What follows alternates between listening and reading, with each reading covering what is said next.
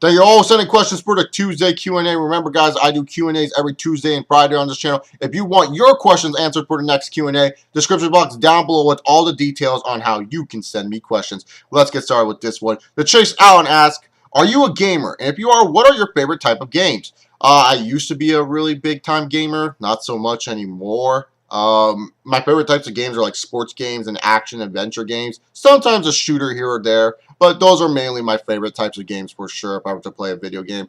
Really like the platforming element of video games. That's what got me into video games was the platforming. So those would be my favorite games. Travis Nelson asks, what matches do you want to see at WrestleMania 31 as of now?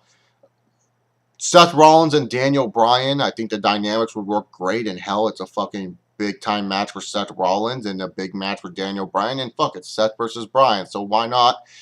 Dean Ambrose versus Triple H. And anything The Rock is included in. Because I know The Rock, whoever he faces, it probably won't be a really good match. But just fucking hearing, if you smell what The Rock is cooking, like, that just gets me hype all the time. And I don't give a fuck how good or bad his match is. It's a fucking Rock, so I'm going to be happy seeing him jumping up and down on the ramp, ready to wrestle whoever the fuck he's going to wrestle. So those would be the matches I'm looking forward to. Notice I did not say anything with Brock Lesnar or John Cena because I don't care what those two fuckers are doing. The only way I will care what John Cena is doing if he's facing Roman Reigns for that WWE title. That's the only way I care what John Cena is doing at WrestleMania 31. Chris Stark asks, do you think Randy Orton would fit in the Attitude Era? No. I love Orton, but really, to be honest, maybe the Legend Killer, but his other gimmicks, I don't know. The whole IED gimmick, I don't think would have fitted well in the Attitude Era. It would have been more of a joke character than a serious character back then. Snowdrop asks, if you could bring anyone back into WWE, dead or alive, who would you choose and why? Eddie Guerrero, just because he has a great wrestling mind and he would help out a lot of these young talents get better. And also, I think he would make a wonderful road agent for the WWE. And we would at least still be able to hear Viva La Raza. And we get to see him shimmy. And he's all alive and happy. So, Eddie Guerrero for sure. Largest 85 asks, what if Scott Steiner moved as your next door neighbor? Oh, wow. He would have to get a restraining order because I would be knocking on his door every fucking day just to talk to him. So... he would get a restraining order for sure. He would hate it. He would probably move out of my neighborhood after that. Oh my god, we got a surprising return here in the Q&A. Harold Harold, the king of Nigeria, is back, baby. Harold Harold question. What did Chase Oliver 68 think of Brock Lesnar versus Cain Velasquez? Asked by Harold Harold. What a return, Harold Harold. One of my favorite UFC fights and one of the fights I talk about a lot when coming to Brock Lesnar. You know, some people don't get why I say in my reviews I don't believe when Brock Lesnar gets punched in the face because he's not spinning around like a helicopter. He did that shit when he faced Cain Velasquez. That fight's just hilarious. You got Brock Lesnar open up the fight with a flying fucking knee. Afterwards, he tries to take down Cain Velasquez, looking like he's trying to dominate him, but the Cain gets up like, dude, what the fuck are you doing? Punches Brock Lesnar once. Brock Lesnar spins around like a motherfucking helicopter. And then afterwards, Cain Velasquez mounts him, beats him up, and Brock is waving to the referee. It's over, and still holding his face, crying like a little bitch. Fucking best Brock Lesnar fight in the UFC. I don't care what anyone says. That shit was hilarious. I defend Lesnar as a draw in the UFC for sure, and being a big deal for the UFC success. But one thing was, he wasn't really that skilled of a fighter. And I hate it when I hear wrestling fans be like, they make Lesnar too tough. There's no way anyone can stop him. Go watch that Cain Velasquez fight, and you will see how Brock Lesnar's so fucking tough. I fucking loved it. One of my favorite fights. James Isabel asks, Q&A question. Do you think Pittsburgh Steelers might make the playoffs this season? Yeah. You guys have a chance. You guys will have to make up for that Ravens loss. Watch out for the Browns. You know, the Chargers are up there. I don't think you guys are going to be able to overcome Cincinnati. But you guys definitely have a chance to make a wild card for sure. The Savvy Yes-Man asks, because of all that's happening in the NFL right now, what will happen if Roger Goodell, and if he can no longer be NFL commissioner, who could replace him? Oh, God, man. I don't think Roger Goodell is going to get canned as much as he should get canned. I don't think he will get canned. And who should replace him? I don't think there's anyone ready to replace Roger Goodell, especially the mess he left. Like, shit, man. He's leaving the NFL in a big fucking mess. And someone that's going to try to replace him during all this mess? Yeah, I don't think it's possible right now, man. Maybe during the summertime there could be some candidates, but off the top of my head, there's really no one I would trust with the NFL. I don't even trust Roger Goodell with the NFL at this point, man. he has done such a bad job since taking over, man. He has to be one of the worst sports commissioners of all time, dog. He has to be. He's made the NFL so fucking boring. It's not as fun to watch anymore. I mean, I love football, but the NFL's boring now. I hate to admit it, but it's true. You know, I get excited for football season. I get excited to watch my team play, but it's just like it's so hard to watch with some of these stupid rules that they have now, and it's just like it's so asinine with how he works with the league. I just hate Roger Goodell with a burning passion. So yeah, that's all I gotta say. I don't know who can replace him at this point. Savvy, yes, man. I mean, give me time to think about it. Look at some resumes of other people around the league. Jake Loomis asked, which of these 5 wrestlers are the biggest politicians in the WWE? Hulk Hogan, Shawn Michaels, Stone Cold Steve Austin, Triple H, or John Cena? Jake, this is an easy question. Hulk Hogan. I mean, Hulk Hogan freaking took the title away from Triple H a month after Triple H won it. I mean, Triple H had this big WrestleMania moment coming back from fucking injury to beat Jericho to win the belt, and Hulk Hogan took that shit away from him, brother. In 2005, Hulk Hogan showed Shawn Michaels who really started click politics. He out-politicked Shawn Michaels to beat him at SummerSlam 2005. That's why Shawn Michaels was throwing a fit during his SummerSlam match. And then number 3, Stone Cold Steve Austin. Come on, man. Hulk Hogan made Stone Cold not want to wrestle him. I mean, that's just the bottom line. Stone Cold didn't want to do business with Hulk Hogan because he felt Hulk Hogan wasn't going to put him over. John Cena doesn't hold a candle to any of these motherfuckers. So really, to be honest, Hulk Hogan is the biggest politician for sure. Joe Juicy asks, if you were a wrestler, what would your gimmick be? Probably just like a cocky asshole, since a lot of people think I'm a douchebag anyways. Might as well run with that gimmick. Or another gimmick that I always had in mind is kind of like, you know, face paint, parts unknown type of weird person that does a bunch of flips to get over. Those would probably be my gimmicks. I think those would be my gimmicks for sure. I can't really think of it. I haven't really thought of like wrestler gimmicks in my head. You know, what I could run with, what I could work with. You know, maybe a Hollywood gimmick because I'm from California and I know how actors act. I could probably do a Hollywood gimmick better than the fucking Miz. So maybe that.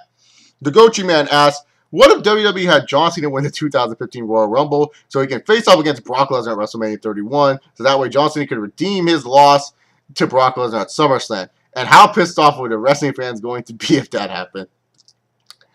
See, for me, I would just expect it. Anytime Cena is in like a big match or something, I just accept the fact that he has a chance of fucking winning. There's no denying it. It's how he wins that pisses me off.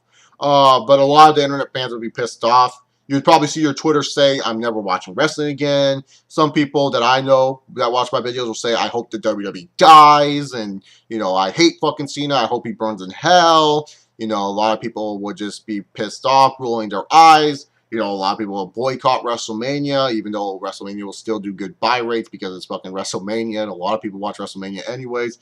It wouldn't be good either because really, who cares about seeing Cena versus Lesnar at Mania? That sounds like a boring matchup to me. It's not a matchup I would be interested in, but hey, maybe it'll draw casual viewers in, who knows, but I think a lot of the internet wrestling community would not be happy, and the reviews for the shows would range from very pissed off fans to some calm fans to fans that would just laugh, saying like you should have expected coming that John Cena was going to win. Mr. Juicy asks, how do you watch every week for 3 hours? I'm assuming you're talking about Monday Night Raw. How do I watch every week for 3 hours? Low self-esteem. No, I'm just kidding. Pretty much how I watch Raw every week for 3 hours. Ross, Gold Standard 000, and my friend Justin, JD Venom, they both have YouTube channels on here that you guys should check out. Ross does wrestling videos like me, and Justin, he does FCW Caw. He does a Caw show, so it's really good. Check it out. But really, to be honest, when it comes down to it, you know, I have them to talk to on Skype. And it's so much easier when you have friends to talk to about professional wrestling. And not only that, the Twitter helps out a lot when I can just tweet out my thoughts and people respond to me. And I'm able to tweet back and forth with them. That helps a lot for sure when it comes down to the wrestling and watching it for 3 hours, man. For sure. Mac Gochi asked, who is the most underutilized wrestler in WWE and TNA? WWE... Kofi Kingston, for sure. I've been saying that for a long time. Every time anyone asks me who's the most underutilized wrestler, I say it's Kofi Kingston for sure. This guy's way too fucking talented, and you're wasting his potential. TNA, Magnus, because when you looked at Magnus, the start of the year, this guy was like the world champion. Now he's like Bram's sidekick, man. Like, that's sad, man. I like Magnus, dude, so I don't know what's going on with him, but he's definitely right now the most underutilized guy in TNA. Greg Toomer asked, what if Breakfast Club had a backstage segment on Raw where the Breakfast Club members are eating breakfast, oh shit, and are having a conversation about egos and politics? Greg Toomer, you know what you need to do is send your fucking resume to the WWE right now, because that shit right there would help and be entertaining TV. Could you imagine, like, segments throughout the night of these guys being real, these guys being a straight shoot, and just talk about who has the bigger ego, who politics better, who's the man of the fucking company? Could you just imagine that? How many of you guys would actually say, you know what? I actually like these guys now. They're being real with us here. John Cena, I can see why he wants to win all these matches. Could you see him while he was eating that breakfast and yelling at Triple H? I like that he stood up to Triple H. You guys would have newfound respect for everyone in the Breakfast Club. I would love that segment, man. This would be one of the best television moments in wrestling history. Because people like to talk about how they want straight shoot promos. That's what made CM Punk so famous, was these straight shoot promos. Dude, you have it where 5 of the biggest egomaniacs, okay, maybe 4.5. Do we really consider Sheamus an egomaniac? I mean, Sheamus is kind of in there by default, but you get what I'm saying. 4.5 of the biggest egomaniacs in wrestling. 4 of really good politicians of the last, let's just say, 9 fucking years, especially if you look at Cena and Orton. They're still with the fucking company. Triple H, one of the best politicians ever. That's not named Hulk Hogan or Shawn Michaels or Stone Cold Steve Austin. One of the best politicians ever. And you get to see them straight shoot about how great they are. Holy fucking shit. Sign me up for that. That would be the best segment. If I did a Raw review of that and that happened, I wouldn't talk about anything on Monday Night Raw. Monday Night Raw could do everything great that episode, but I would only talk about those damn segments. Because that's what I would love to fucking see. That's what I would love to fucking see. Because at least these motherfuckers are finally showing character, personality, and they're being real with us. So yes, man. Fucking send your resume right now, Greg Toomer. Do it before it's too late. Fake Good Mike Work asks, what would your reaction be like if Randy Orton mentioned your name on Raw? Ring boner for Chase. Orton poses every single minute of the Monday Night Raw review. Just saying, man, I would probably mark out. It would just solidify why I am the #1 Randy O'Keefe Orton fan here in the YWC. Not the Blue Borden, not Justin Peck of the Tree of Woe show, me. So it would solidify who the hell I am. So you know what? I would love it. I would love it to death. John Cool asks, how do you think Scott Steiner and Bray Wyatt... what? Okay, let's calm down, Chase. This sounds funny, but let's calm down. How do you think Scott Steiner and Bray Wyatt would match well together on their mic if those two were feuding?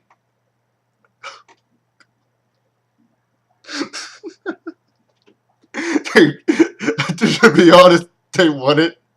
Because you want Scott. Okay. Namaste. Try to keep calm for this.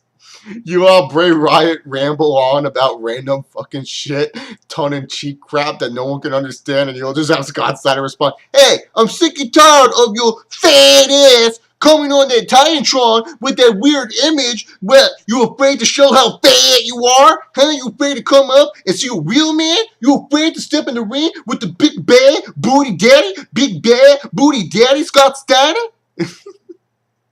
Get your fat ass out here so that way I can kick your ass. Oh, God. They wouldn't mesh well at all, man. But just to have Scott Steiner call Bray Wyatt a fat ass, I would see it. I'll see it for sure. Red Wolf 316 asks, what's your favorite and least favorite championship belt design in pro wrestling? My favorite championship belt design is the WCW championship that they used, I believe, in the early 90s. When Sting was champion. I really like that one. I do not know why. I saw it in a wrestling video game once. Yeah, it was a wrestling video game. I can't remember which one that they first introduced that one. I know Ric Flair was a champion for it when you unlocked it, but I just loved the design of it. And I remember, like, I saved up a bunch of money one time, and I was debating myself if I wanted to buy that belt when they had it on WWEshop.com. I was really, really debating just because I loved the design of that belt so fucking much. So that would be my favorite one for sure. And I'm not really the biggest WCW guy around, but that belt, I don't know why. I just loved it. Least favorite design? The current belt. just think it's boring. Like, you know, the spinner belt, it looked gimmicky, but at least it had some pizzazz to it. It looked nice. Like, this belt, it just looks like boring, man. It's like, it's not exciting to look at. It's just like a big old W, and it just looks like a boring ass belt to me. No nameplate. It just looks ugly, dude. I don't like the current belt design for the world title. Josh Chambers asks, who is one wrestler you would have Scott Steiner feud with on the current WWE roster? I'm not gonna say Bray Wyatt. That'd be too fucking easy. There it is. Speaking tons. John Cena. Why not? It's not like Scott Steiner's going to be around in the company for so long anyways. He's probably only going to be there for like 2 months or a month. Why not get that Cena feud? You guys will enjoy the mic work with Cena and Scott Steiner. Scott Steiner will call Cena like a bitch or something, and everyone will love it, so why not? John Cena. I can't think of anyone right now. There's not really one person, Josh, that I feel like fits well with Scott Steiner right now. That's just the honest truth. Like, I just don't see anyone that Scott Steiner could come back with and feud with. Now, manage, there's a bunch of superstars Scott Steiner could fucking manage for sure. But when it comes down to feuds, I don't know, man. There's like really no one that I feel meshes well with what Scott Steiner wants to do in the ring and for promos. Slapnut 2000s asks, how pissed off would Slug Daddy be if Jeff Jarrett won the 2015 Royal Rumble? Oh. I'm pretty sure that would be the end of the OTR Central channel for at least a little bit. Pretty sure there would be no review for the Royal Rumble. Slug Daddy won't even tweet about wrestling. He won't even mention the fact that wrestling exists for that time being. He'll just go off and watch, you know, the NFL playoffs will be going on at that time, so he'll be watching that to erase that from his mind. Then later on, by the time, you know, that's going on, the NBA playoffs will hit up, and he'll be watching that, and everyone will ask him, hey, Slug Daddy, how come you haven't done a Royal Rumble review? Slug Daddy, you're going to review WrestleMania. He won't respond to any of your fucking wrestling shit. He'll just ignore wrestling for the longest time until it's like SummerSlam or something. Then he'll make a random video, and he will act like Royal Rumble / WrestleMania season never existed. That's just me guessing, knowing Slug Daddy really well, but who knows, man. Jay Walker asks, do you think WWE would have a midgets division? No, because look at how much of a failure the junior division is. Midgets wrestling doesn't work for the WWE style. It just doesn't. It works for Lucha Libre, but it just doesn't work with the WWE style. It's good when you see midgets in sparse, not when they're on TV all the time. It just gets sick. You just get sick and tired of it. The Real Heel asks, do you think Shane McMahon would have had any interest in running TNA? Nope. He would have bought TNA once he left WWE if he had any interest in TNA. He has no interest in TNA. The only wrestling company Shane wants to own is the WWE. So, no, he has no interest in TNA. I don't think he would have ever bought it. Clarkson Lopez asks, what do you think of Ronda Rousey? One of my favorite MMA fighters, talk shit, doesn't give a shit who the hell you are, looks to kick your ass. I love Ronda Rousey. She's fun to watch. Mr. TNA 2005 asks, which is your opinion about Scott D'Amore and James Mitchell's time in TNA as managers? I like James Mitchell because he helped, you know, grow the Abyss character. I love Scott D'Amore because he helped out 3 young studs in P.D. Williams, Eric Young, and Bobby Roode become big-time players for TNA on their Team Canada. They did a good job as managers. That was one thing that TNA had over WWE at that time. I mean, WWE, yeah, they had their managers, but most of them were just like random hot chicks. You know, you had your Melinas and your Stacy Keeblers and shit like that, Tori Wilsons, and maybe Armando Alejandro Estrada. That was the only one that was legit manager, and he was only managing one guy. At least James Mitchell, once he was done with the biz, he would go on to other people. And Scott D'Amore had a whole Canadian army. You know, Johnny DeVette, you know, eventually joined, you know, Team Canada afterwards. So, like, really, to be honest, when it comes down to it, you know, they were really good managers, especially at a time when wrestling was missing, you know, the whole manager role, and we're just not really utilizing managers all that well. You know, I mean, Teddy Long was a manager, dude, and he barely did shit. They were trying to push him with Rodney fucking Mack. God. So, I like both of them. They were really good, in my opinion. If you're going to ask who is better, I would say Scott D'Amore.